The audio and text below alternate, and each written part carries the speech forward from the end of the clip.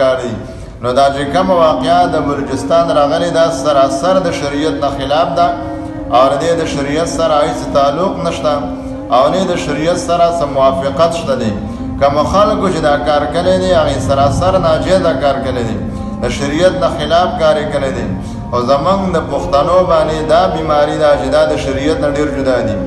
نه الله پیژني نه پیغمبر پیژني نه شریعت پیژني نه اسلام پیژني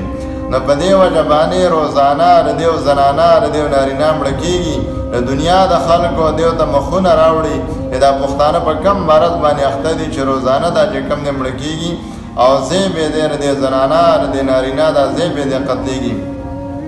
نو دا کار د شریعت نه خلاف دی په دې باندې الله تبارک وتعالی خفه کېږي نو داسې کار د چا لپاره پکار نه دی اخره خبره درته دا کوم چې دا خلک ځکه داسې کوي چې هغه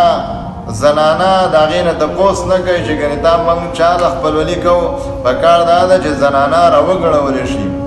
نارینه هلک دی هغه راوګړولی شي نو کله د هلک او د جنۍ په خوښه باندې خپلولي وشي نو د هغې نه بیا دا لانجې نه جوړېږي نو د شریعت چې کوم حکم دی نو موږ او تاسو له هغه شریعت ته کتل پکار دي د شریعت د خلاف موږ او تاسو له تګ نه دی پکار